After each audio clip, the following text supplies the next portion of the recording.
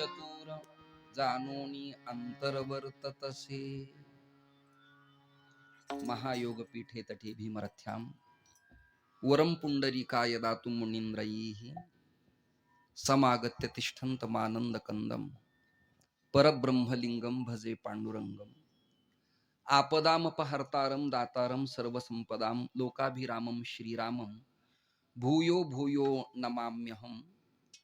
नीलांजनसमाभासं रविपुत्रैयमाग्रजं छाया मार्तंड संभूतं तन्नमामि शनिश्चरम्। अतुलित बलधामं हेमशैलाभदेहं दनुजवन कृशानं ज्ञानिनाम अग्रगण्यं सकल गुणनिधानं वानराणामधीशं रघुपति प्रिय भक्तं वातजातं नमामि। धन्य ते आरण रतनाची खाण जन्मला निधान सावतातो। महाराष्ट्र सारस्वतान कैवल्य चक्रवर्ती संत सम्राट ज्ञानियांचे राजे महारावांचे राव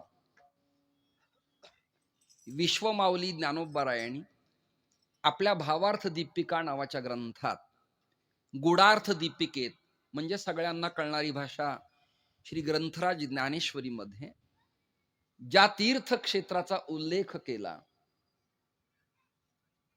असे हे रामचंद्राच्या पदस्पर्शानं पावन पुलकित झालेलं उमापती महादेवाचं पवित्र स्थान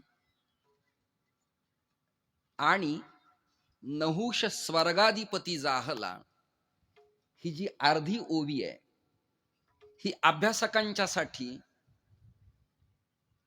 तत्वज्ञानाचं चिंतन करताना महाराष्ट्र सारस्वतांना संप्रदायातल्या दिग्गजांना आणि अन्य संप्रदायातल्या विचारवंतांना ही अर्धी ओवी या नगरसूल गावाची वेड लावून एखाद्या विद्यापीठात संशोधनाचा प्रबंध लिहावा असं हे पवित्र देखणं पारमार्थिक गाव आहे।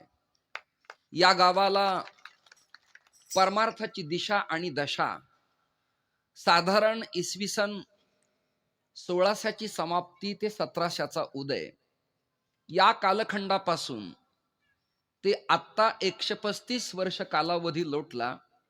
वऱ्हाड प्रांतातनं विदर्भातून आनंदी स्वामी नावाच्या एका सत्पुरुषाचं या पवित्र मातीत येणं झालं आणि तो मठ आजही आपल्या गावात संस्थापित अशा प्रकारचा आहे। श्रद्धेय अंमळनेरकर महाराजांचं तिथं येणं उतरणं जाणं आणि बसणं, त्याचबरोबर आमच्या आदरणीय वावीकर महाराजांचं येणं आणि बसणं, दिग्गज बुवा लोकांचं या गावात पारमार्थिक चिंतन ऐकणं, उत्तम चाली गाणं आणि पखावजांना दादा आणि साद देणं, या बाबतीत सप्ताहाचे आयोजक स्वतःच रसज्ञ असल्यामुळं एक वेगळा आनंद इथे प्राप्त होतो।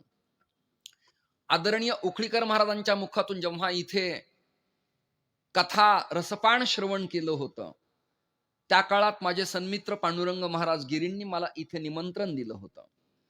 त्या कालावधीपासून आतापर्यंत माझं सातत्यानं अंदरसूल, नगरसूल, सावरगाव आणि पाटोदा आणि अन्य सर्व गावात सातत्याने येणं आणि जाणं अव्याहत कायम आहे।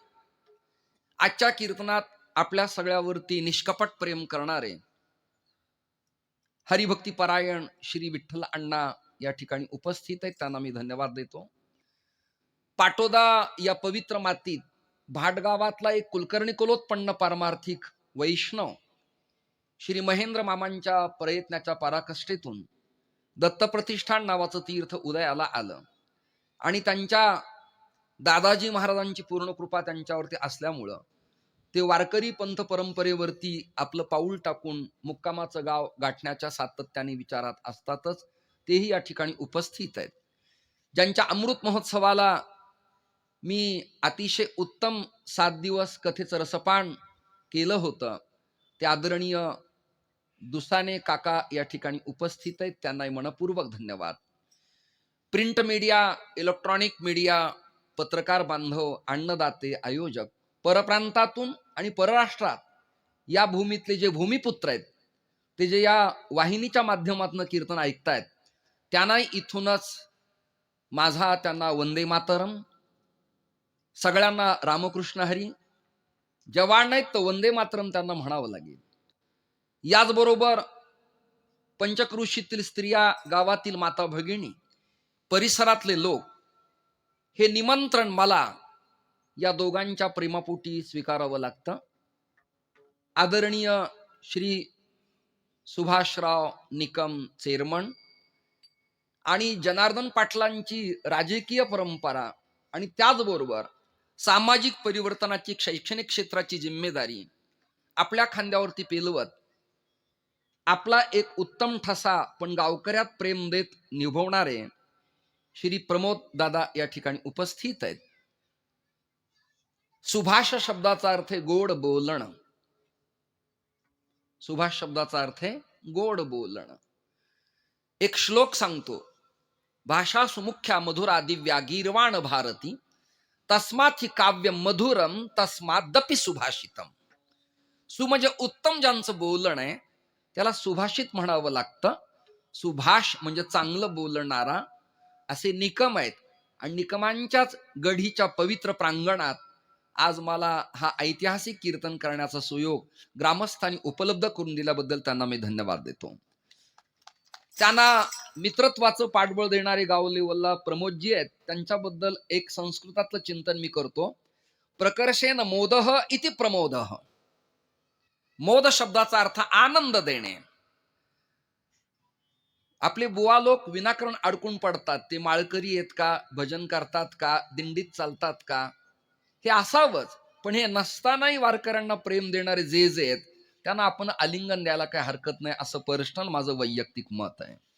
ज्याचं त्याचं क्षेत्र स्वतंत्र असतं, ज्याचा त्याचा पक्ष, ज्याची त्याची संघटना, ज्याचे त्याचे विचार हे ज्याची त्याला लखलाप असतात. परंतु वारकरी या नात्यानं आपण जातीपंथ कुलगोत्र वर्ण प्रांत भाषा लिंग पक्ष संघटन या सगळ्या गोष्टीला तिलांजली देऊन वारकरी अंगाने सामूहिकरित्या वैचारिक मंथन करण्यासाठी एकरूप व्हावं लागतं. आणि ते काम समस्त ग्रामस्थ करतायत. तरुण तरुणींना, ग्रामस्थांना मी खूप धन्यवाद देतो आणि टाळ्या वाजवून त्यांचं स्वागत करतो. हे या मीडिया तंत्रावाल्या, युट्यूबवाले जे तिघ जण माझ्या समोर उपस्थित आहेत, त्या तिघांनाही माझी प्रार्थना आहे, मला तर तुम्ही स्कॅन कराच, मला घ्याच चित्रीकरणात, पण ज्यांचा खर्च आहे, जे लांबून आले, त्यांचे पण चेहरे मधून अधून टिपत चला. मग त्यांनाही आपला काही खारीचा वाटा आहे असं कालांतरानं युट्यूबला कीर्तन सुटल्यानंतर वाटायला पाहिजे. ते सगळेच महत्वाचे आहेत. पत्रकारांच्याकडे मी आज गेलो, त्यांनाही मी धन्यवाद देतो. बहुधा 1 जून हा बऱ्याच लोकांचा वाढदिवस आहे. त्या सगळ्यांचं देवानी अभिष्ट करावं, कल्याण करावं, आनंद द्यावा, आरोग्य मिळावं, धनकनक संपन्नता मिळावी, सत्ता मिळावी आणि त्याचा उपयोग जनकल्याणासाठी व्हावा, एवढी अपेक्षा व्यक्त करत मी निवडलेल्या अभंगाकडे येण्याचा प्रयत्न करतोय. 8:31 झालेत आणि 9:15 कीर्तन थांबवण्याचा संदेश मला सुभाष चेअरमनांनी दिल्यामुळं त्यापेक्षा अधिक गतीनं कीर्तन या लोकांना सांगणं उत्तम होणार नाही. म्हणून घड्याळाकडे मला सातत्याने लक्ष द्यावं लागेल, टाइम लावलेल्या पक्षाच्या नाही. विठाल विठाल विठाल विठाल.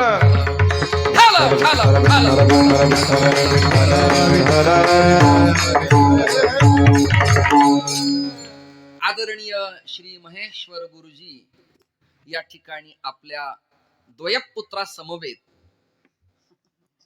इथे मोठा आनंद देत आहेत. उत्तम चाल त्यांनी गायली आणि कुंदनजी पण त्यांच्या समवेत उत्तम प्रयत्न करतायत, त्यांना मी धन्यवाद देतो. काही अनावट स्वर आहेत, काही अनाहत ताल आहेत की त्याचा अंदाज कधी कालाला कधी समेला बहुधा लवकर येत नाही. तो येण्यासाठी काही समय गेला म्हणजे सम कळते, पण एकदा काल गेला की मग काल कळत नाही.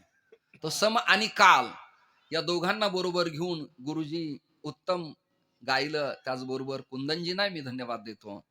आणि आमच्या गुरुजींचे दोन्ही पुत्र मला फार आवडतात. एकाचं पखावज वादन आणि एकाचं संवादिनी वादन. हा ज्याच्या प्रपंचात संवाद आहे ना, तिथेच आनंद लक्षात धरा. संवादिनी, संवादिनी म्हणजे हार्मोनियम. हा संवाद ज्यांच्या घरात आहे तिथेच आनंद प्राप्त होतो. अन्यांच्या बाबतीत मी बोलणार नाही. पैठणकर तुम्हालाही धन्यवाद देतो. अजून कोणी परिसरातले बुवा आहेत, त्यांचं नाव सगळ्यांचं घेणं अशक्य आहे. माझ्या मागं काही छोटे मोठे मुलं आहेत, काही या बाजूला अपक्ष आहेत. या सगळ्यांना घेऊन मला सत्ता टिकवायची आहे.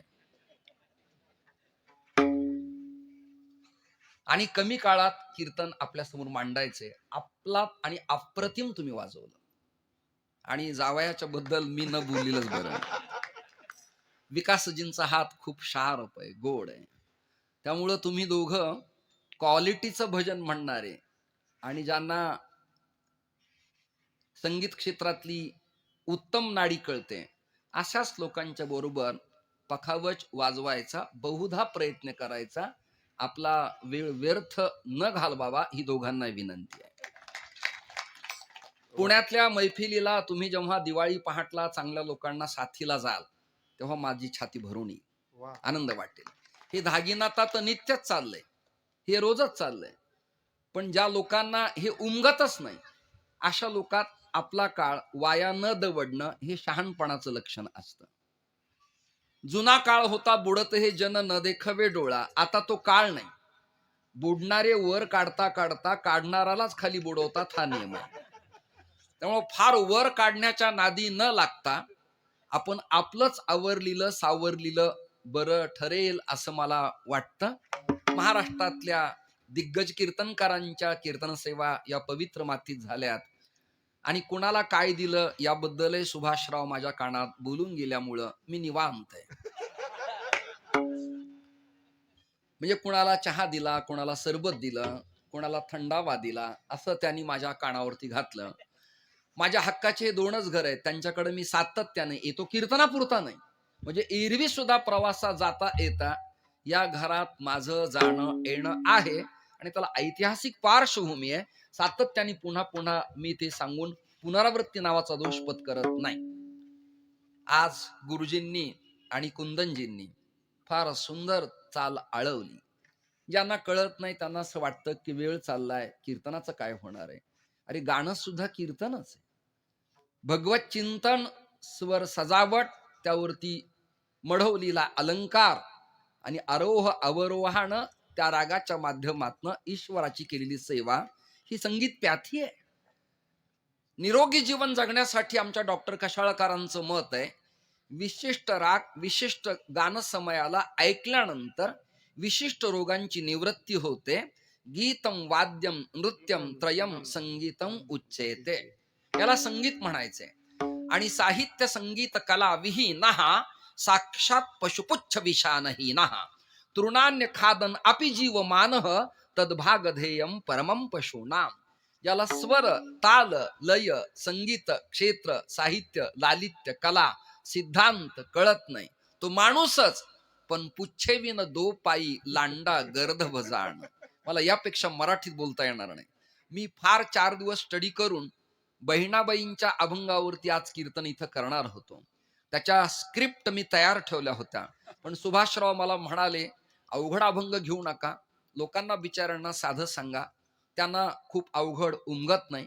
गेल्या वेळेला तुम्ही मारुती नावाच्या देवतेवरती स्वतंत्र विषय चिंतन केलं होतं, पण ते सगळ्यालाच कळतं असं नाही. माझा अभंग आहे त्या प्रांगणातला, पेट्रोल पंपाच्या जवळची ती जागा, आणि स्थापनेच्या काळात मी आलो होतो. रुद्र 11वा अवतार हा अभंग मी निवडला होता आणि अचानकच तो स्फुरला होता. आजही मी अभंग एक वेगळ्या दिशेने बहिणाबाईंचा अभंग निवडणार होतो, परंतु त्यांची सूचना प्रेमापोटी मी स्वीकारली. नाही तर अन्य गावात निमंत्रण देणाऱ्याच्या सूचना मी पाळत नाही. मग आम्हाला स्वायत्तता काय शिल्लक राहील, स्वातंत्र्य काय शिल्लक राहील. मग स्वातंत्र्य मिळालं हे असं म्हणता तरी कसं येईल. मग आपण स्वायत्त स्वतंत्र घटनेप्रमाणे नियुक्त असूनही पारतंत्र्यात जीवन जगण्याची आपल्याला वेळ येत असेल तर ती गुलामी नावाचं प्रकरण असतं.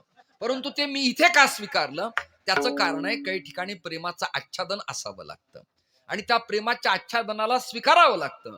म्हणून आजचा अभंग जरा हलका फुलका 3 चरणाचा सोपा सुटसुटीत अगदी 9:15ला 9:16च्या दरम्यान समाप्त होणारा, हसत खेळत 9:30 फार तर फार 12-13 मिनिट आपण वाढूया. लोकांच्या बसण्याचा अंत नको. लोकांना सभेला लोक निमंत्रित करावे लागतात. पैसे देऊनही समाज येत नाही, वारकऱ्यांच्यासाठी समाज येतो. म्हणून आल्या लोकांच्या बसण्याचा अंत न पाहता कमी वेळेत कीर्तन करावं लागतं. लोकांना हल्ली काम लागतं, बडबड कमी लागते. विठाल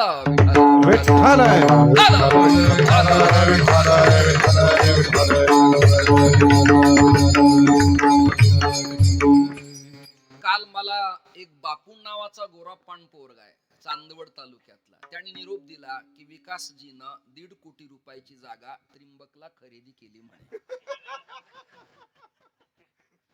खर तर सगळ्या गोष्टी ओपनली नाही बोलायला पाहिजेत, कारण लोकांच्या मनात वैर निर्माण होतं की हे बुवा लोक कमवतात तरी कुठून. तुमच्या लोकांच्या लक्षात येत नाही माझं अंग सगळं ओलं झालंय, हा सगळा पैसा घामाचा आहे.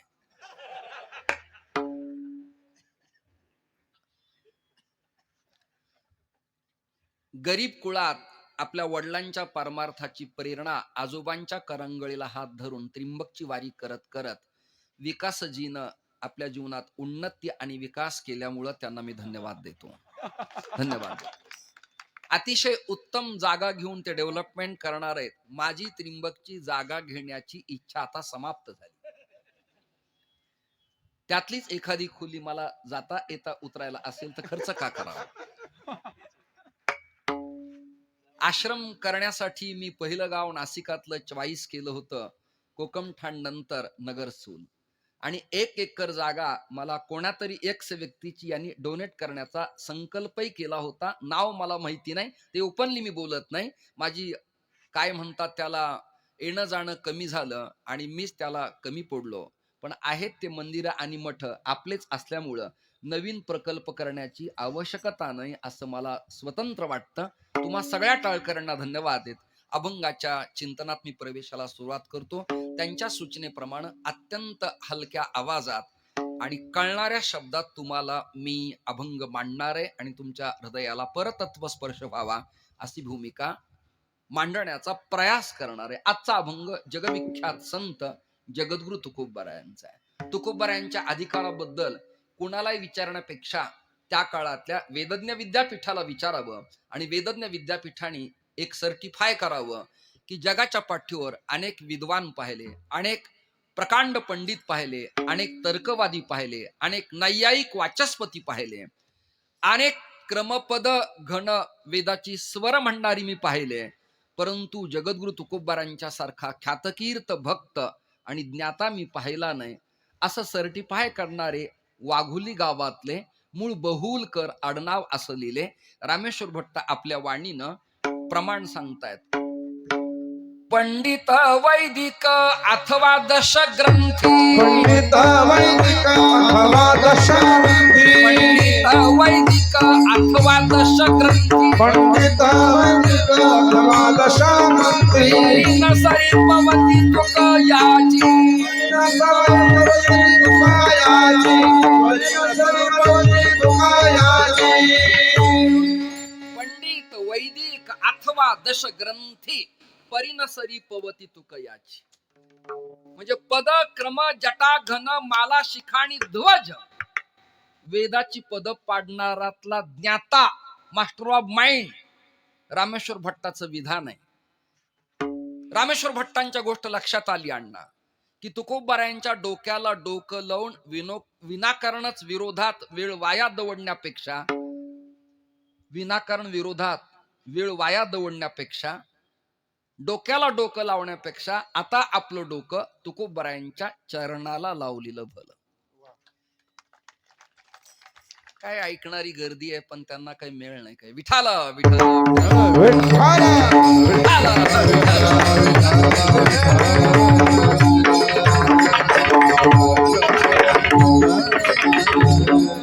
उगाच चरणी माथा ही विजे हेची भले. आता भांडण करण्यापेक्षा त्यांच्या चरणाला आपलं डोकं लावलेलं उत्तम हा अंतिम निर्णय झाला. आणि रामेश्वर भट्टांनी गायलेल्या आरतीत तुकोबरायांचं स्तुती सुमन सुरू झालं. तुकिता तुलनेसी, टाळ वाजवा. तुकिता तुलनेसी, तुकिता तुलनेसी, तुकासे आले, तुकिता तुलनेसी.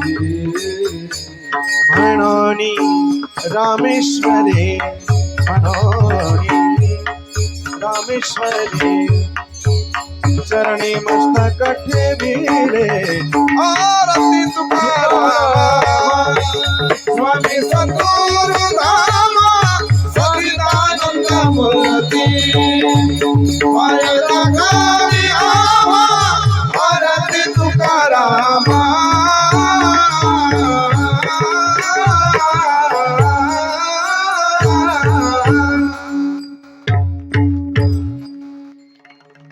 हे जे आ आहे ना, याला अवग्रह म्हणतात.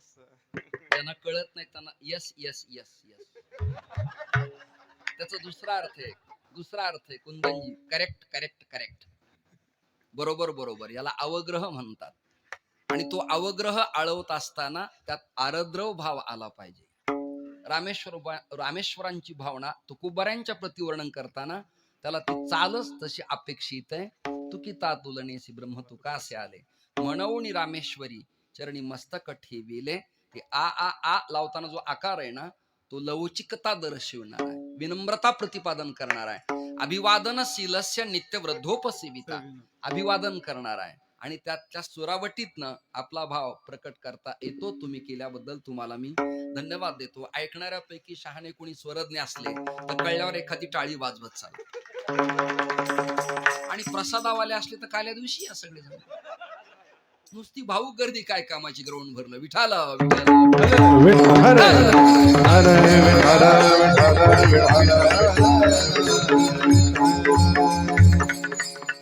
काही महाराज लोक खुश होतात. अहो एवढा समाज होता कीर्तनाला माझ्या, ते सांगतात. मला कामाचे किती होते ते सांग, कळलं किती लोकाला ते सांग, गर्दी नको सांग. माझं एक वाक्य आहे का, हजारो गर्दीपेक्षा दोनच असावेत, पण ते दर्दी असावेत, जाणकार असावेत, रिस्पेक्टिव्ह असावेत, प्रसन्न असावेत. यांनी गायलं आणि यांनी वाजवलं तेव्हा त्या दोघांच्या ज्या हरकती झाल्या, हरकती, जागा काढणे, जागा नाही कळत तुम्हाला, जागा सोडणे कळतंय ना. जागा काढणे, जागा सोडणे, जागा देणे, या जागा ते देत होते आणि ते दोघ जण काढत होते. यांच्याबरोबर चिरंजीव काढत होते, चिरंजीवांच्या बरोबर काका काढत होते. हा काका पुतण्यांचा संप्रदायाचा संवाद आहे, संप्रदाय संवाद आहे म्हटलं. अन्यत्र मी बोलत नाही, वेळ अजून कमी आपल्याला, पुढे रंगायला अजून वेळ आहे. मला तास सव्वा तास, आता 8:45 वाजले.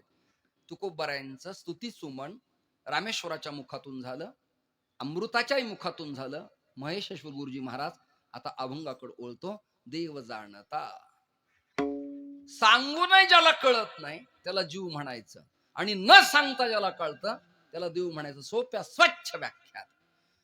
जो निष्कपट आहे त्याला संत म्हणायचं, अविनाशी आहे त्याला देव म्हणायचं, नाशी आहे त्याला जीव म्हणायचं, सर्वज्ञ आहे त्याला परमात्मा म्हणायचं, अल्पज्ञ आहे त्याला जीव म्हणायचं. किती सोप्या सोप्या व्याख्यात. पुन्हा सांगतो, कळत नाही तो जीव, ऐकताय ना, कळत नाही तो जीव, सतत ज्याला ब्राह्म ज्ञान आहे ते संत, आणि अविनाशी पद आहे ते ब्रह्म. 3 चिंतन झाले.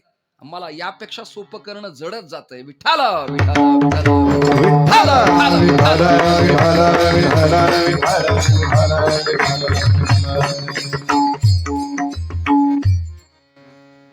काही डॉक्टर असेल की त्यांना टेटस्कोप न लावता आजारी पेशंटचा रोग कळतो.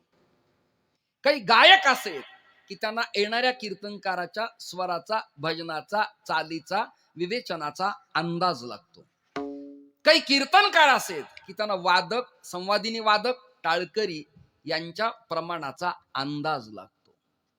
काही आयोजक असेल की त्यांना कीर्तनकार काय मांडणार आहे याचा अंदाज सरासरी येतो. सरासरी. आता टीव्हीला आपण पाहिलंय कोणाला किती मिळणार आहेत. 4 तारीख लांब आहे, पण यांनी विनाकारण चहा महाग केलाय. ते कोण येणार आहे, कोण पडणार आहे ते 4 तारीख ठरविल, पण विनाकारण आजच एकामेकाच्या अंगावर तुटून पडायला लागली ती सगळी मंडळी. एक वाक्य बोलू काढणार मी, एक भांडण आपल्यात आहेत, चहा पाणी ते सगळेजण एकत्र पितात, हे सगळेजण विसरू नका.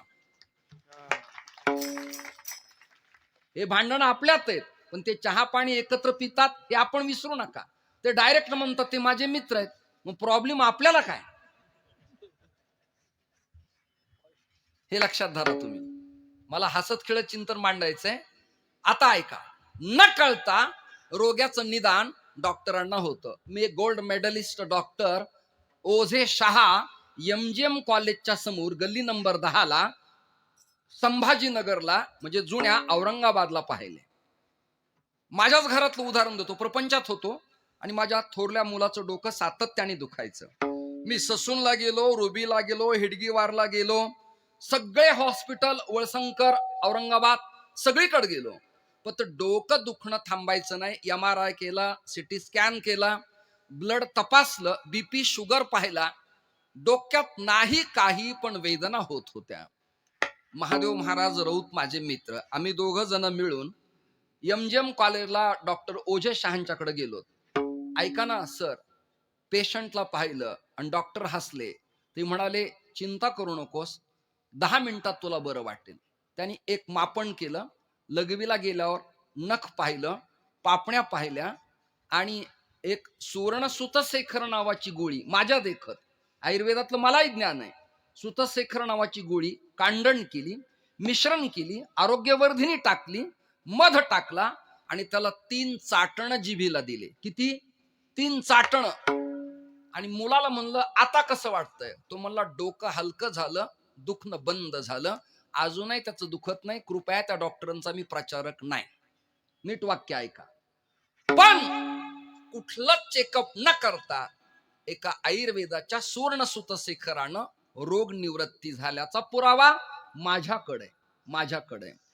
कधी कधी एखाद्या पिटी वादकाला आवाज खनकतोय, जरा कंट्रोल करा. एखाद्या पिटी वादकाला स्वर कळत नाही, ताल कळत नाही, आरोह कळत नाही, अवरोह कळत नाही, गानसमय कळत नाही, अभंगाची जाती कळत नाही, गाण्यातला भाव कळत नाही, परंतु तो पेटी उत्तम वाजवतो.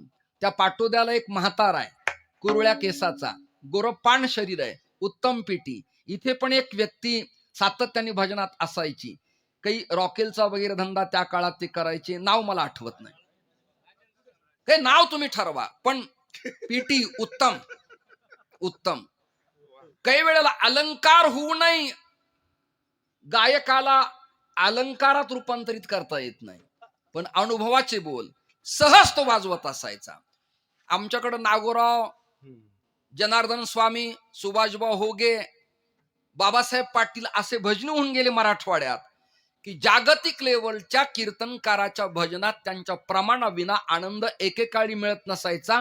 फॉर एक्झाम्पल पठाडे महाराज, ढोक महाराज, मी आणि राऊत या सगळ्यांच्या कॅसेट त्या काळात फाउंटननी स्वीकारल्या होत्या आणि आम्ही त्या काढल्या होत्या, त्या गाजल्या होत्या. ते कुठल्याच विद्यापीठात, कुठल्याच संस्थेत नव्हते, पण नैसर्गिक गोडवा होता आणि त्यांना ते सहज कळत असायचं. काही न शिकता काहींना कळतं, काहींना शिकून कळत नाही. काही ऍस्ट्रॉलॉजर मी असे पाहिलेत की जे समोर आले की तू किती वाजून किती मिनिटांनी आला, कुठून आला, तुझ्याकडं आता मिस्ड कॉल कोणता आलाय आणि तू कुणाला कॉल केलाय आणि तुझ्या डायरीत कोणता फोटो आहे हे सांगणारे माणसं आत्ता आहेत. मग जनसामान्य मृत्यूलोकातल्या या भौतिक जगतात 2024च्या विज्ञानाच्या प्रगतीच्या काळात जर अशी मंडळी आहे न सांगता कळणारी, तर ब्रह्मांडाच्या नायकाला सांगायची आवश्यकता आहे. कल्पना करा तुम्ही, ऐकताय ना सगळेजण, त्याला सांगायची काय गरज आहे? प्रमाण सगळ्यांच्या पाठातले, हे प्रमाण घेऊन प्रवेश करू. न सांगता तुम्हा कळो येते अंतर, विश्वी विश्वंभर परिहाराची न लगे, विश्वी विश्वंभर परिहाराची न लगे. सांगता तुम्हा कळो येते अंतर, विश्वी विश्वंभर परिहाराची न लगे, विश्वी विश्वंभर परिहाराची न लगे.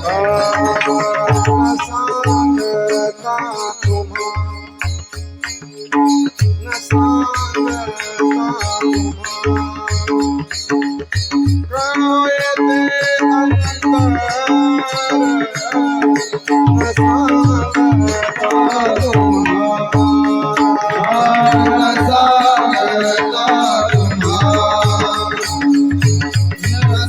सांगता तुम्हा कळो येते अंतर,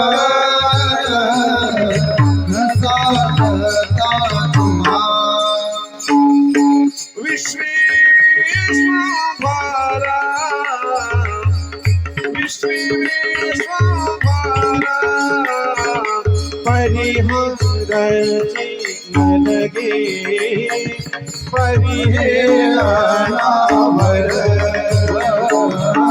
परी हे अनावर आवरिता परी हे अनावर परी हे अनावर टाळ हाला, टाळ टाळ हाला.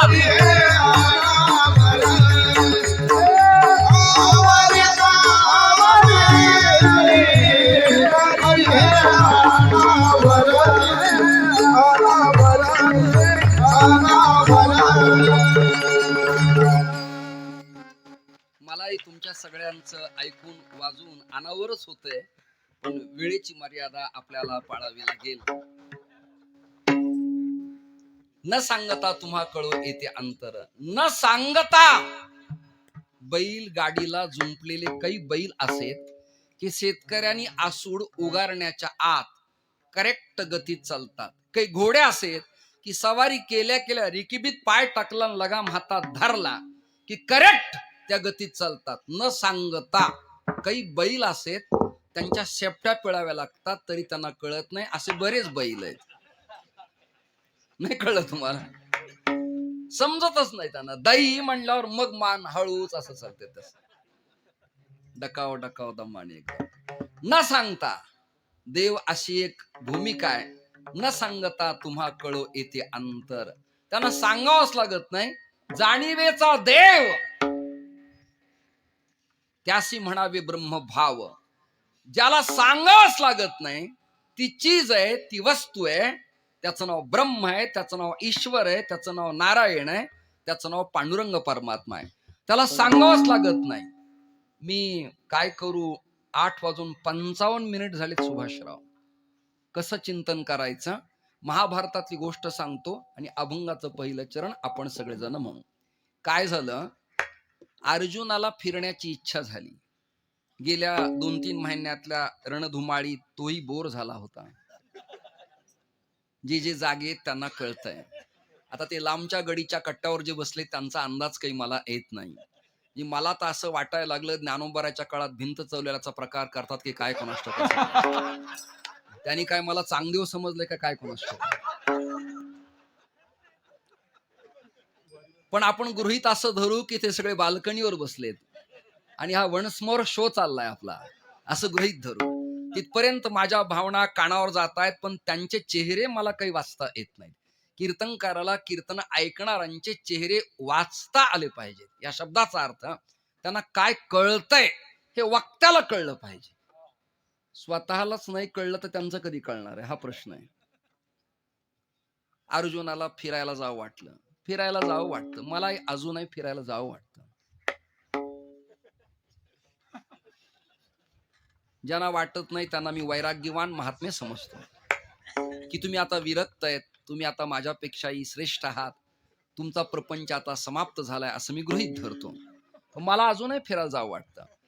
आता पाऊस 2-4 दिवसात सुरू होणार आहे असं एका शास्त्रज्ञांनी सांगितलंय. काहींचे अंदाज खरे असतात, काहींचे अंदाज असतात, पण लगभग 15 दिवसात 8 दिवसात पाऊस येईल, सरासरी येईल. श्रोते हो, त्या मुरबाडच्या घाटात माळसेजला आळे फाट्याहून ठाण्याकडे जाताना घाटातून पाणी जेव्हा अण्णा धो धो वाहत, तेव्हा त्या कोकणातल्या पोरी आणि पोरं, काही पोरं त्या बरमुडा पॅन्टीवरती आणि काही पोरी आपल्या स्पीकर मधला साऊंड डेक जरा बाजूला काढून एका विशिष्ट नादात अंग जेव्हा हलवतात तेव्हा तिथून जाताना माझी जाम जळते. हे जमतंय का बदलू कॅसेट? तुमच्यासाठी मी ए साईड टाकली ही. ते जाम अंग हलवतात असं. आणि आपल्यासारख्याने विनाकारणच हे काय मूर्खपणा आहे, हे बरं नाही असं म्हणायचं नाही. त्यांचं ते वय आहे.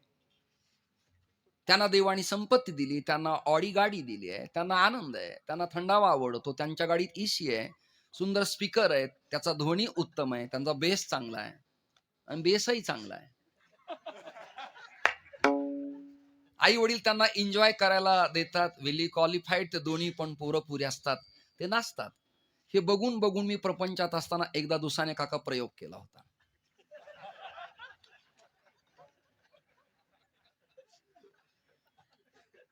प्रपंचात असताना. हे काही पाप आहे का सांगणं? मगवा आवाज खूप मोठा होता, आता आवाज दबलाय. या विठ्ठल विठ्ठल.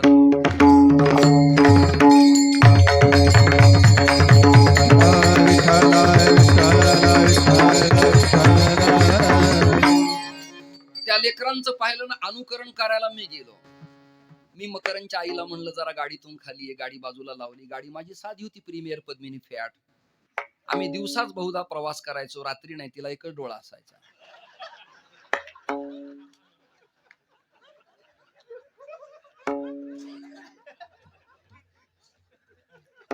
आणि ती कीर्तन झाल्यावर चालू पण व्हायची नाही. मग लावतानाच उतारायला लावायचं, पुंडली कवर. कीर्तन झालं की गावकरी वाट लावाले. चंद चोपदाराची इच्छा बसेपर्यंत बाबांना म्हणलं मला हात लावू नको, गाडीला लावा. त्यालाही आनंद, गाडीला हात लावायला मिळाला. आम्हाला आनंद चालू झाली. तुम्हाला किती कळलंय देवालाच माहिती कळलं. आणि तशी गाडी घेऊन मी फिरायचो. तिची कधी बॅटरी डाऊन व्हायची, कधी आर्मीचर खराब व्हायचं, पण मजा असायची. स्वस्त गाड्या, आवरेज चांगलं, परवडायचं. आणि दक्षिणा किती हो, 600, 500, 700, 800 खुश, समाधान वाटायचं. आताही वाटतंय, नाही असं नाही. आता खूप चांगला काळ आलाय. विठ्ठल विठ्ठल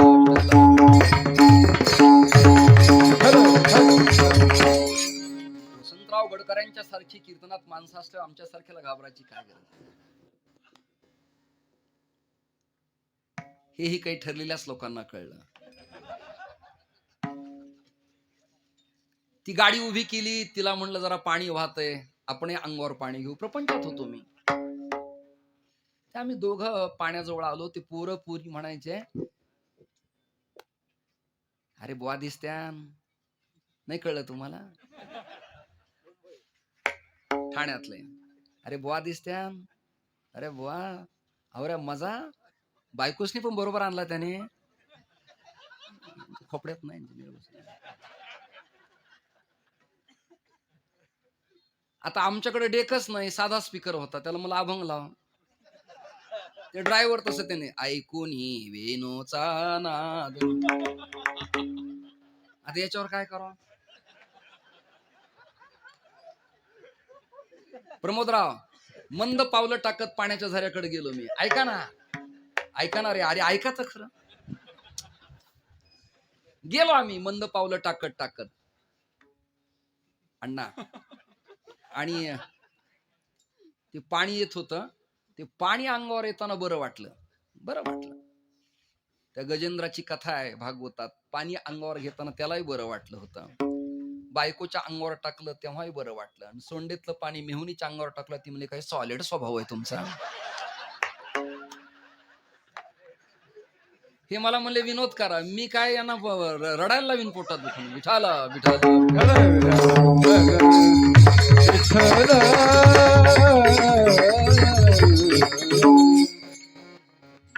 विनोदचा बापच आहे मी. माझा 3रा नंबरचा पोरगा आहे तो. मधी मध्ये सोडला होता मी, तुम्ही जोडायला लावला. गेलो पाण्याकडं आणि तिला म्हणलं जरा पाणी अंगावर घे. तिने हातात घेतलं, तिच्याही टाकलं. माझाही संकल्प केला असा. नाही कळलं तुम्हाला की आतापर्यंत तुम्ही होतात, आता नको. आणि त्या पाण्यावर एक दगडाचा पाषाणाचा गोटा जो वरून आला, माझ्या खांद्याला लागला. लाल लाल झालं. ती म्हणली कसं काय वाटलं एन्जॉय? म्हणलं आनंद वाटला. ती म्हणजे आनंद काय, इथं आला असता तर मला समाधीस्थ मूर्तीन भजे ज्ञानदेव. कुणी कुणाचं अनुकरण करावं, कुणी कुणाचं अनुकरण करू नये. फिरायला सगळ्याला जावं वाटतं. एक वाक्य बोलतो, पार्वती गरोदर असताना, म्हणजे गर्भात बाळ गणपती असताना शंकराच्या लक्षात आलं की पार्वतीला काही विशिष्ट पदार्थ खावेसे वाटतात, काही स्वर ऐकावे वाटतात, काही कथा ऐकाव्या वाटतात. म्हणून रामचंद्राची आणि कृष्णाची कथा भगवान शंकर पार्वतीला हिमालयात सांगत असायचे. कथा समाप्त. आणि पार्वतीच्या इच्छाप्रमाणे तिला फिरायला घेऊन जात असत. ऐकता ना तुम्ही? फिरायला. धर्मशास्त्राचे डोहाळे पुसावीन तिची पुरवावे. पत्नीची इच्छा नवऱ्याने पुरवणं हा त्याचा पतिधर्म आहे प्रपंचात. गरोदरपणी तिला काय आवडतं, काय खायला द्यायला पाहिजे, भागवत ऐकायला पाहिजे, दिंडीत चाललं पाहिजे, काकडा ऐकला पाहिजे. सुंदर आहे. तिची इच्छा असली सैराट पाहायचा आहे तर त्या क्षेत्रातल्याने तो दाखवायला पाहिजे. पार्वतीची इच्छा झाली एका वनात फिरायची. त्या वनाचं नाव सांगतो शिवपुराणातलं, त्याचं नाव परियली वन. सांडर वन, मधुवन, दिंडीर वन, हे जसे वन आहेत तसं परियली वन आहे. शंकर परियली वनात पार्वतीला फिरायला घेऊन जात होते. कथा संपली. आताच्याही शंकराला माझी प्रार्थना आहे, तुम्ही पण फिरायला जा, फक्त आपलीच पार्वती बरोबर न्या.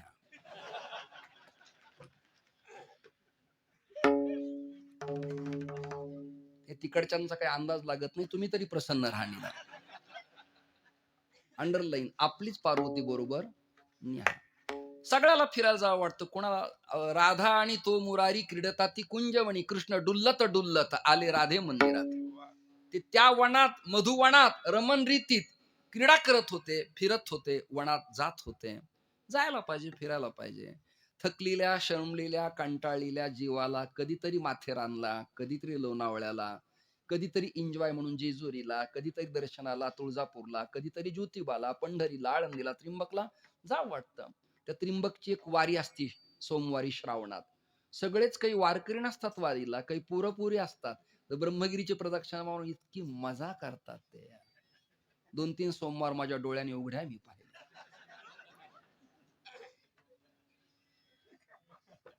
त्याला ट्रस्टी प्रतिबंध घालू शकत नाही, बुवाय घालू शकत नाही, कोणीच काही करू शकत नाही, कोणीच नाही. सत्ता यांची काय, नवी काय, जुनी काय, सगळे एकत्र आले तरी लोक आटोक्यात आणणं आता आवाक्याच्या पलीकडे गेलेलं आहे. आकाश फाटलंय, आता ठिगळं लावण्यात मजा शिल्लक राहिली नाही. ती आपल्याकडे तिकडे. विठाल विठाल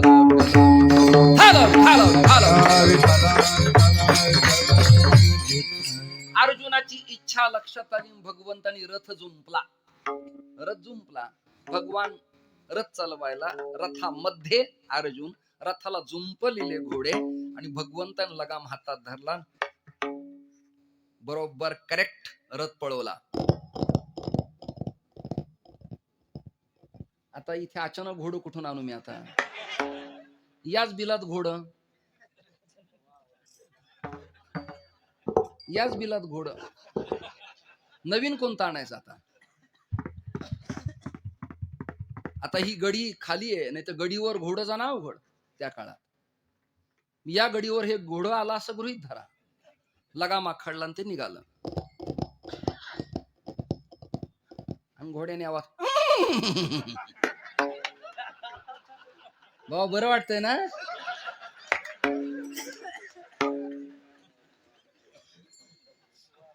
माझ्या लग्नात मला घोडं सुद्धा नव्हतं बसायला. जावा गाडी होती, जावा. 2 असायच्या, जावा आणि HD, बुलेट सारख्या जाड, पण गाड्या हेवी. नंबर 1 अम्बेसिडर, जावा, HD, बुलेट सारखी गाडीच नाही. नवीन कोणत्या असू द्या. आता माझ्याकडे गाडी, सगळ्याकडेच गाड्या, पण ती गाडीची सवारीच वेगळी, ताकदच वेगळी, मजाच वेगळी. अम्बेसिडर मध्ये बसलं म्हणजे कॅबिनेट दर्जा. आपल्या स्वतःला राज्यपाल झाल्यासारखं वाटायचं. एकदा तर मला स्वप्न पडलं मी कॅबिनेट मंत्री झालो. स्वप्नाला काय हरकत आहे? मी स्नान करायचा लाल जग, मग मग मग नसतो का तो? नाही कळलं तुम्हाला? नाही कळलं?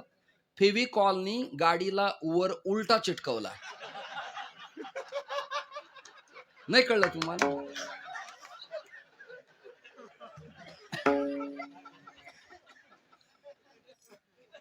लोकांनी विचारलं काय प्रकार? मला लाल दिवा, कॅबिनेट.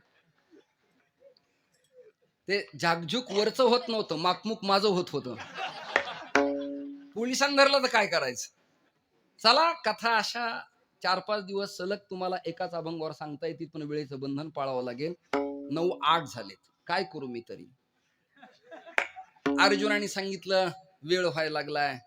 कृष्णा एक काम करा ना, घोड या बाजूला सोडा, रथ इकडे उभा करा, तुम्ही निवांत या, मी जरा पाण्यात हातपाय धुतो. कुणी सांगितलं? अर्जुनाने. कुणाला? भगवंताला. अर्जुनराव पाण्यात गेले, हातपाय धुतले. अर्जुनरावचे केस लांब सडक होते, असे चाफ्याच्या कळीसारखं नाक, नेत्र कमलाकार, राजबिंडा पुरुष तो. आता पांडवांच्या कुळातला कुलोत्पन्न, भगवंताची कृपा ज्याच्या घरावरती आहे, तो काय स्मार्ट कल्पना करा पत्रकार साहेब, असे कुरळी घुंगराळे केस, मस्त केसात हात घालत असं करत, मस्त केस. मला एकेकाळी केस होते, मला मिथून कट होता, आता इथून तिथून आहे.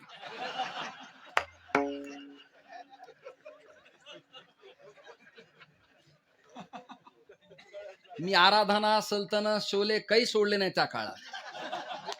तुम्ही उखळीकर दादांना विचारा, विठाला विठाला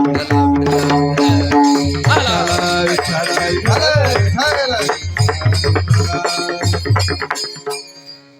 अरे ओ सांबा, लगा दो गोली कितने आदमी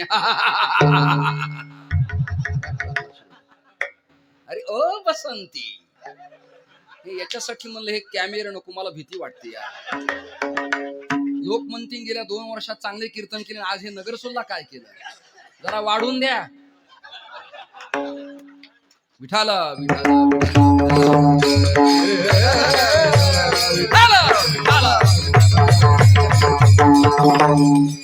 अर्जुनरावने केसात हास असा मस्त घातला आणि मान अशी करत.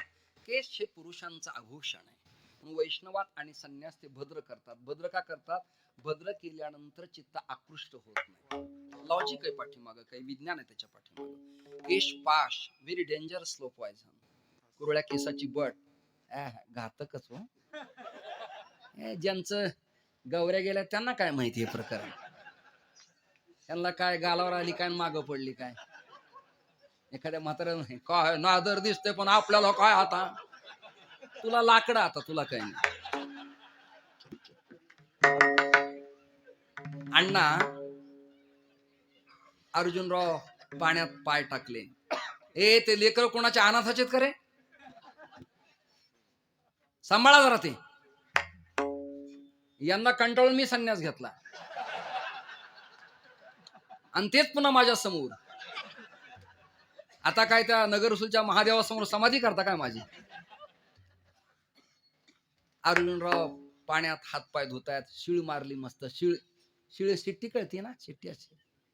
आणि ते मनात एक गाणं असं गुणगुणत अर्जुनराव निवांत बसले होते. अर्जुनरावाच्या लक्षात आलं, सारा कितना बढ़िया निसर्ग या, पक्षी बढ़िया कूजन गा रहे हैं, संगीत की जैसी धुन सुनाई देती है, आकाश भी निरभ्र हुआ है, मृग और हिरण यहाँ कितना आनंद दे रहे हैं, जल भी कितना प्रवाहित हो रहा है.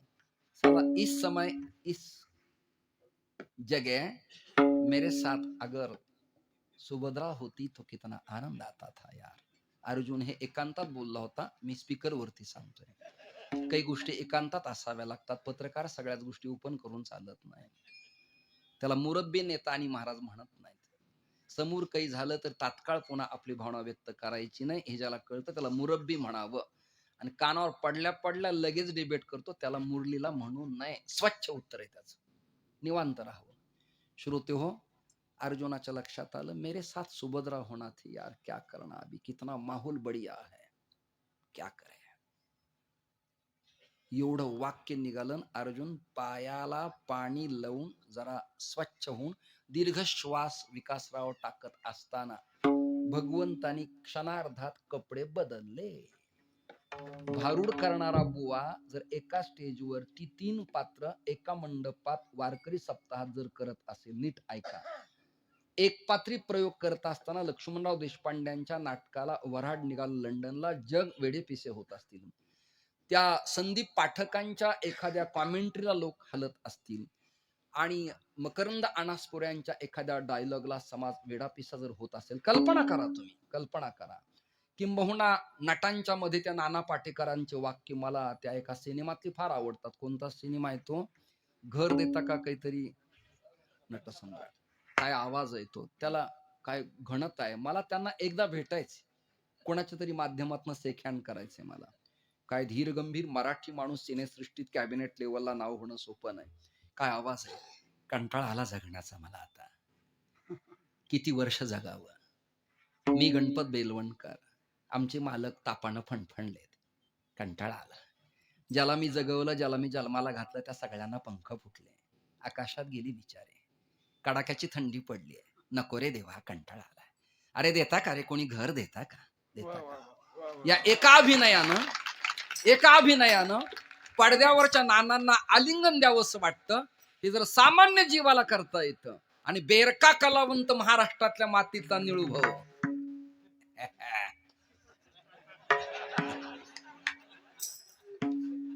माडीवर या.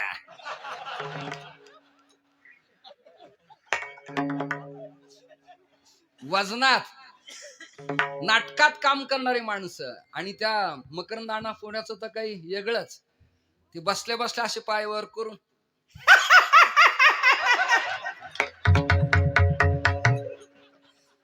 अरे बाबो, इंद्र आहे काय तू? इंद्र बोला हा. अरे महाराष्ट्रात लोकाला पाणी प्यायला नाही, तुझं बाया नाचतो रे बाबा.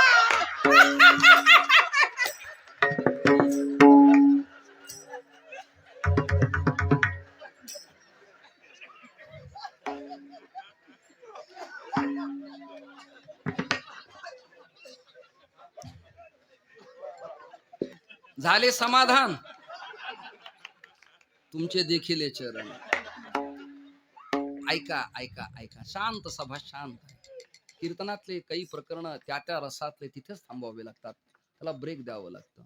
एक नट जर श्रोत्यांचे अंतःकरण एवढे खेचतो, वाक्य ऐका, तर ब्रह्मांडाचा नटनाटक श्रीहरी कीर्तनाचे नटनाचे नाशिले व्यवसाय प्रायश्चित्ताचे, जे नामच नाही पापाचे ऐसे केले.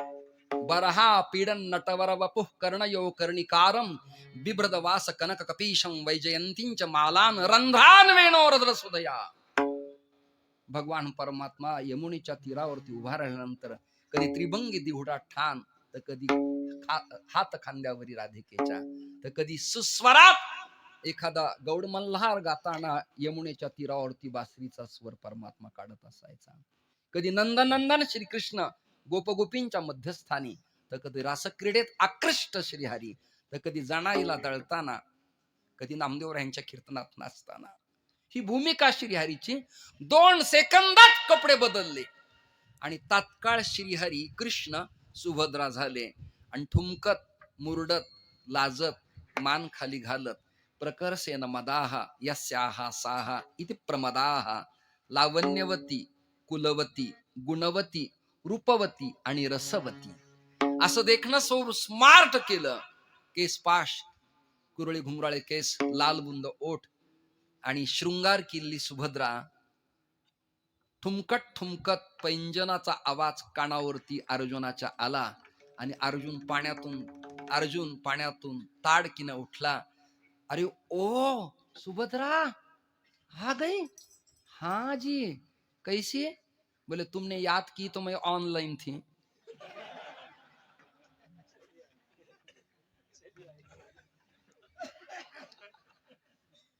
दो तीन मिस्ड कॉल देखे मैंने तो मेरा दिल नहीं लगा घर में. सब सारा संसार छोड़ के मैंने माता पिता को त्याग को आपको पसंद दिया और आ गई. लेकिन एक सुनना अर्जुन जी, क्या सबसे खतरनाक धोखा मुझे एक ही जगह है और उसका नाम है श्री कृष्ण. अगर उसने क्लिप देख ली और वायरल कर दिए तो क्या करने का. कोण म्हणतंय? सुभद्रा. कोणाला? अर्जुनाला. अर्जुन म्हणले मलाही तोच प्रॉब्लेम वाटतो, मला बाकीच्याच काही भय नाही कोणाचं, पण त्याचा अंदाज लागत नाही. नाही कळलं? अंदाज लागत नाही, काय करील काही सांगता येत. रातोरात सगळं परिवर्तन होऊ शकतं.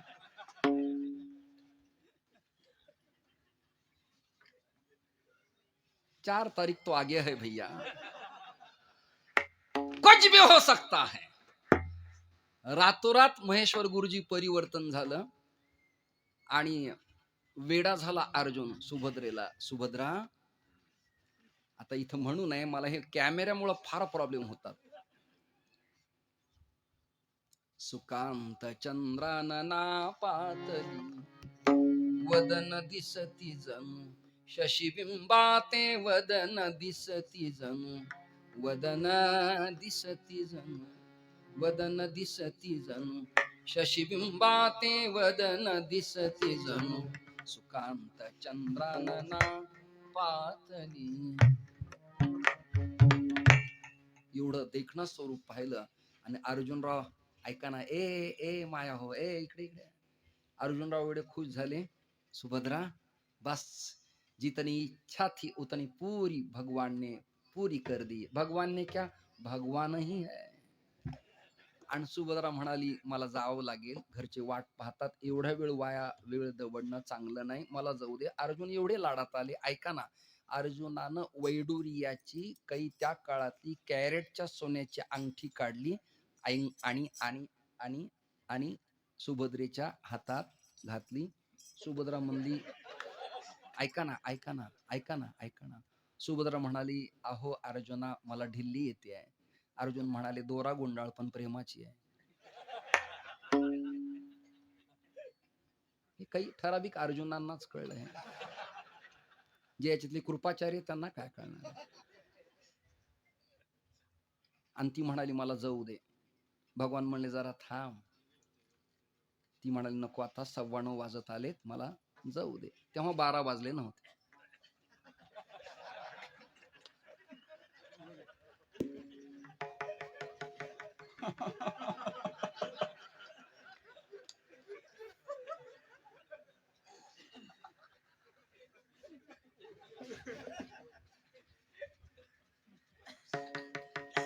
कशी बसी सुभद्रा तिथून निघाली आणि घरी पोहोचली. आणि तेवढ्यात मूळ भगवंतानी आवाज दिला, अर्जुना तुझ्यासारख्या सत्ताधीशानं वेळ वाया न दवडता भारताच्या अभ्युदयाबद्दल काम केलं पाहिजे, निघायला पाहिजे. कुठे पण एवढा वेळ वाया दवडायचा नाही. चल उठ. भगवंताचा आवाज करारी ऐकला ना, अर्जुनाच्या अंगाला थंडीच्या वातावरणातही घाम फुटला.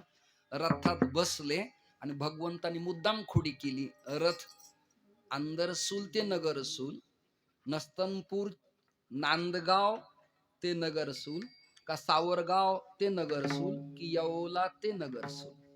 बरोबर आहेत ना रस्ते. कोणत्या रस्त्याने यायचं असं विचारलं कुणीकडनं. आता भगवान चतुर आहेत, त्यांनी हात असा केला. कुणीकडनं अर्जुनराव, कुणीकडनं जायचंय, इकडनं का इकडनं. ते इकडनं करताना अंगठ्या दिसल्या, नाही कळलं. यांनी मान अशी केली, इकडनं घे नाही तर तिकडनं घे, कुणीकडे घे, सगळं तुझ्याकडंच आहे. आणि अशी मान हल्ल्यावर भगवान म्हणले मान का गेला वाटतं, बेल्ट लावावा लागेल, बेल्ट लावावा लागेल. बेल्ट या शब्दाचा अर्थ नीट ऐका. मनोविकृती होत असेल तर प्रतिबंध घालावा लागेल, असा बेल्ट शब्दाचा अर्थ आहे. बरोबर, प्रतिबंध घालावा लागेल. आणि रोज असं होतं की अर्जुनाने उशिरा उतरायचं रथातून आणि भगवान लवकर उतरायचे. आज वेगळं झालं. ब्रेक करेपर्यंत, लगाम आखड्यापर्यंत अर्जुनानं रथातून उडी मारली. आपल्या वाड्यात जाऊन पाहिलं, सुभद्रा सुभद्रा सुभद्रा. भटका वाजते ते, सुभद्रा सुभद्रा. अरे सुभद्रा, हे सुभद्रा इकडे, सुभद्रा इकडे. सुभद्रा काय झालं. मुक्या बातम्या बघतात कधी.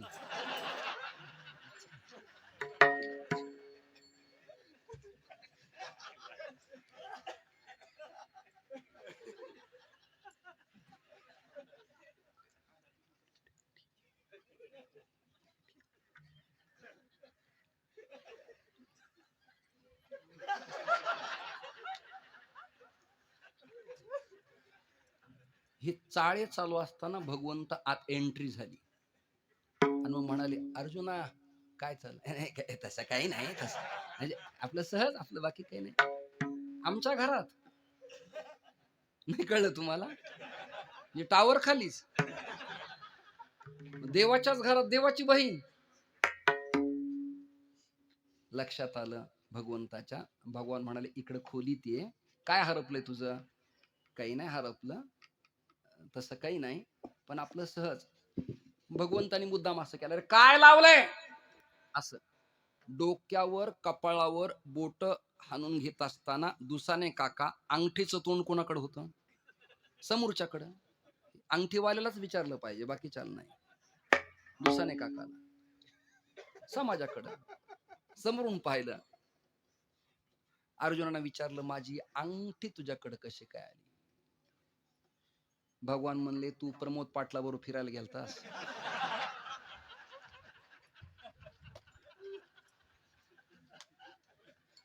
मार्गदर्शन करायला सुभाष निकम माग. तुमची गाडी लोणावळ्याला पाहिली मी. कसं काय? मला कीर्तनाला मागच होतो मी तुमच्या.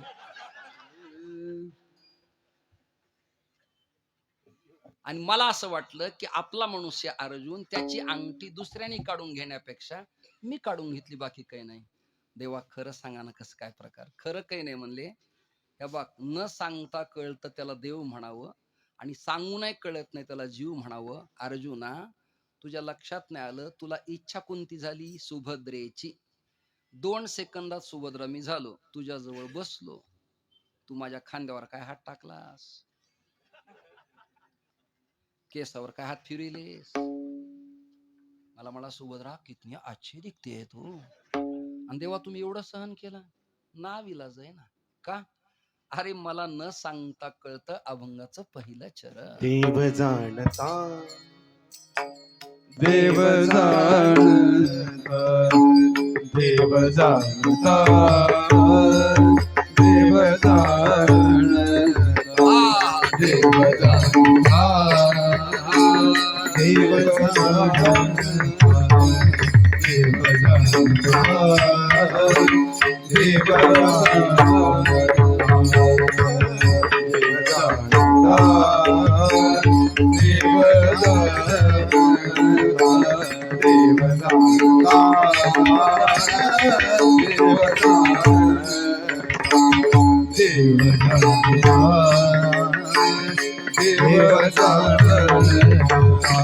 देव जाणता देव आपुलिया सत्ताए गाये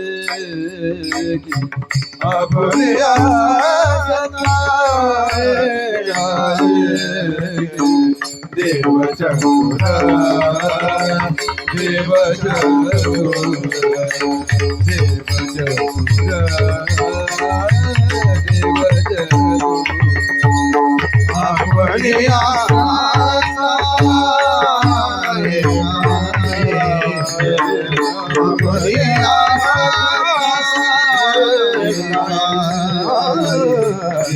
चतुरा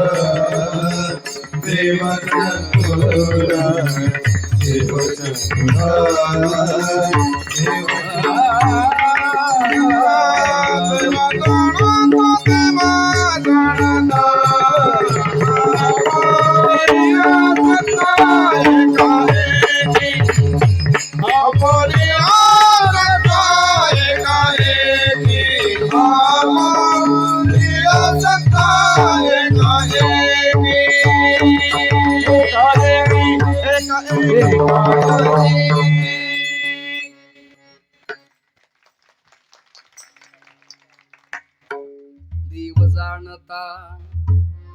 देव जाणता आपुलिया सत्ता एका एकी. त्याच्या सत्तेला भय नाही. क्षमा मागतो, वेळ कमी आपल्याला. आपली सत्ता आता सरपंचांच्या बाबतीत बघा, दर गावात सगळीकडे 1 वर्ष त्याला, 1 वर्ष याला, 1 वर्ष त्याला, 1 वर्ष त्याला, 1 वर्ष त्याला. विभाजन झालं सगळ्यांना. सगळ्यांना पद मिळावं, समाधान मिळावं, यापेक्षा सगळ्यात महत्वाचं सगळ्याला खायला मिळावं. नाही कळलं तुम्हाला? अंतर्गत रस्ते असतील, अंडरग्राउंड वायर असेल, नाले असतील, सार्वजनिक संडास असेल, जलस्वराज्य प्रकल्प असेल, काहीतरी खायला मिळावं.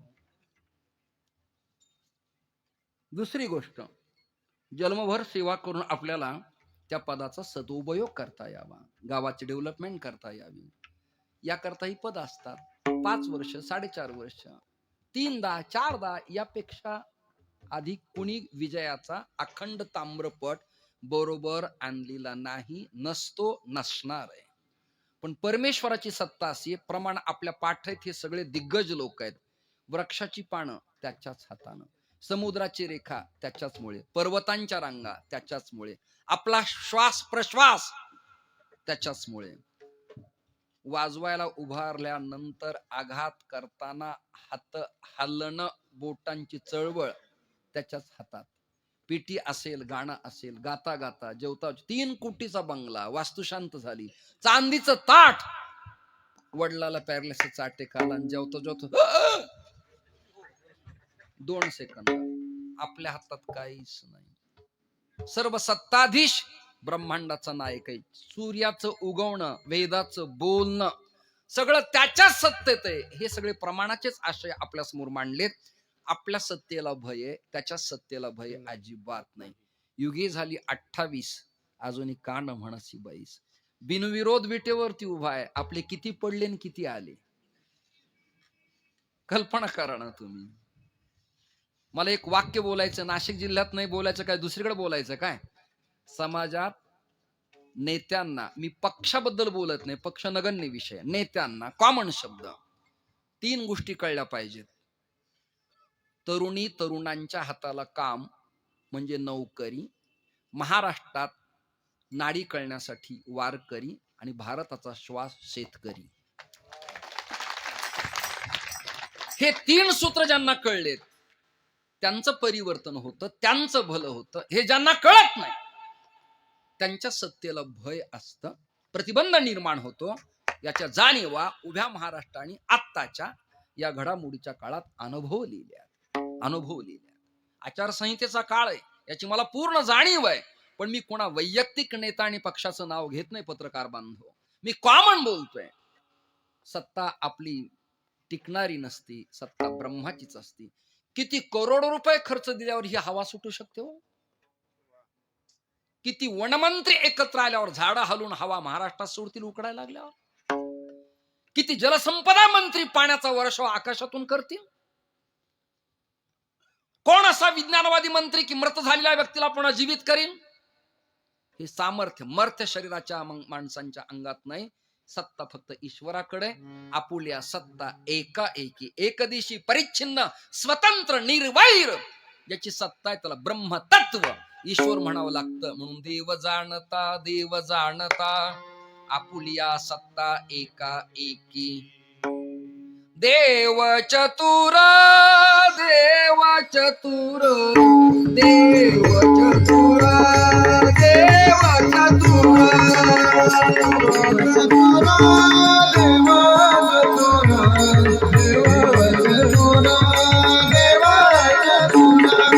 देव चतुर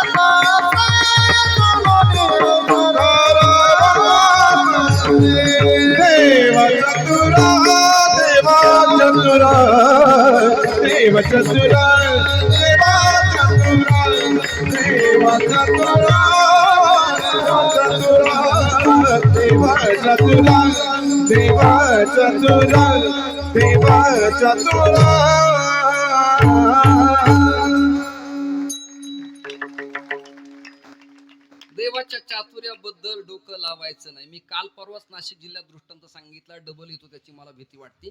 2-3 नास्तिक मतवादी, देव न मानणारे, जरा पुरोगामी, स्वतःला बदललेले, शहाणे म्हणणारे, एज्युकेटेड म्हणणारे, देव मानणाराला वेड्यात काढणारे, माळा घालणाराला संकोचित मानणारे, स्वतःला जरा पुढारी किंवा सुधरलेले म्हणविणारे 4-5 पोरं प्रवास करत होते. गाडीला प्रॉब्लेम झाला, गाडी साईडला लावली आणि एका कावठाच्या झाडाखाली झोपायला थांबले. जेवणी झाले, हवा सुटली, सुंदर अशी झुळूक आली आणि त्यातले 3 जण म्हणाले, तू देव मानतोस? मानतो. म्हणजे 3 जण, आम्ही देव मानत नाही. कसं काय? देव ही काहीतरी भूत, काहीतरी अफूची गोळी आहे. देव कसला आलाय? देव असतात एवढं मोठं कवठाचं झाड, एवढं खोड त्याला, एवढ्या अनंत फांद्या आणि एवढं एवढं फळ. आणि शेजारचं शेत बघा म्हणले, काशीफळ भोपळ्याचं देठ एवढं आणि फळ एवढं. कवठापेक्षा हे फळ वर पाहिजे होतं. नाही कळलं तुम्हाला? आणि ही चर्चा झाली आणि झोपले ते. देवाने हवा सोडली, तेव्हा कदम नव्हते, चला हवा येऊ द्या म्हणायला.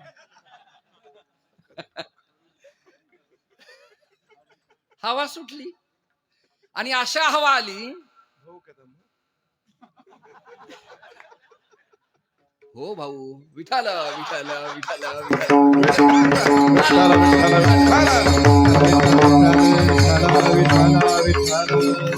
ऐका ना. अरे अशी हवा सुटली, पिकलेल्या कवठाच्या देठापासून कवठाचं फळ सुटलं आणि देव न म्हणणार आणि झोपलेल्याच्या दातावर पडलं. ओठन दात एकातिक शिरले आणि ते म्हणलं,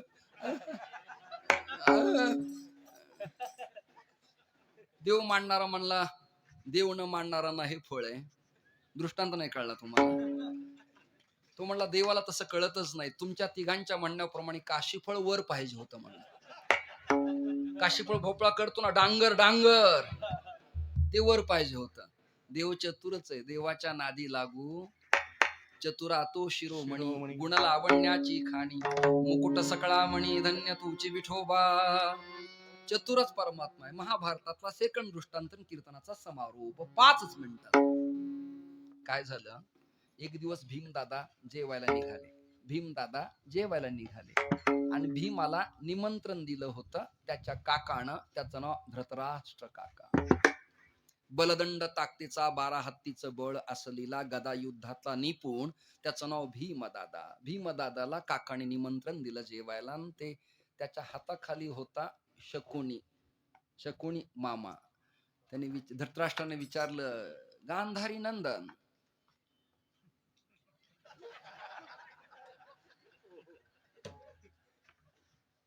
भतीजा भीम आया की नाही? हे लगेच म्हणलं, जीजू चिंता मत करो, जब तक गांधारी नंदन शकुनी यहाँ है तब तक मैं पांडवों का कुछ नहीं चलने दूंगा जीजू. टक केलं की त्यास बरोबर निघालं. त्याची पत्रिका लिहायला मी पाहिजे होतो. त्याचं पक्का शकून नाव टाकलं असतं. शकून कसला? तो जाईल तिथं वाटुळ. आणि त्यांनी विचारायचं, आ गया की नाही? आ गया. भीमदादा जाता जाता, सुभाषराव जाता जाता कृष्ण परमात्म्याची भेट रस्त्यातच झाली नाही, ती भेट घेतली. मुद्दाम परमात्म्याने खांद्याला खांदा मारला. कोणाच्या? दादा आज किधर दौरा है? बोले आप क्या 4 तारीख का इंतजार करते बैठा हूं. अच्छा, आप पार्टी कहाँ है आज? बोले पार्टी तो हमने लगा दी. क्या?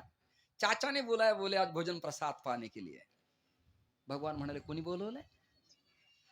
काकानी, विदुर काकानी. ठीक आहे, महात्मा आहे तो. ना ना ना, विदुर काका तो संत है, काका ने नहीं बुलाया. पर धृतराष्ट्र काका ने. भगवंताच्या तोंडात शब्द, अच्छा अंधे ने बुलाया क्या? वाक्य काय निघालं?